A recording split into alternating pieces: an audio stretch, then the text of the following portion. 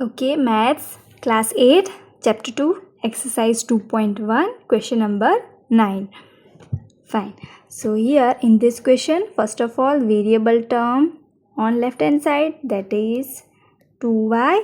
This minus y becomes plus y. Now, constant term on right hand side, that is plus 5 by 3. Here minus 5 by 3. Okay. So now it is 3y equals to, here LCM is 3.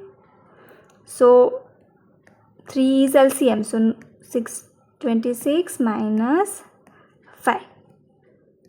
Therefore, now 3y equals to 21 divided by 3. That is y equals to 3y equals to 7. Yes, 7 3s are 21. Therefore, this 3 is multiplied by y. Right? 3 multiplied by y. On RHS, it will be 7 divided by 3. So, it is our answer. Now, we have to verify.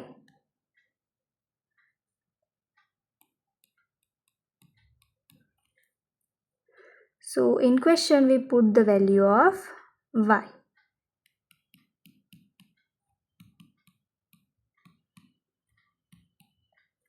Y equals to 7 by 3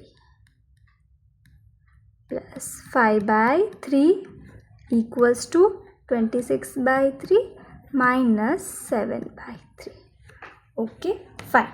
So, here this 2 is multiplied by the 7, so that is 14 upon 3 plus 5 upon 3 equals to, here LCM is 3, 26 minus 7.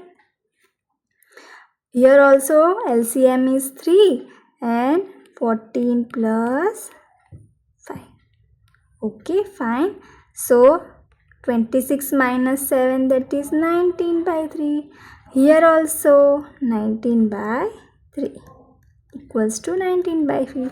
Therefore, our LHS equals to RHS. So, our answer y equals to 7 by 3. Okay.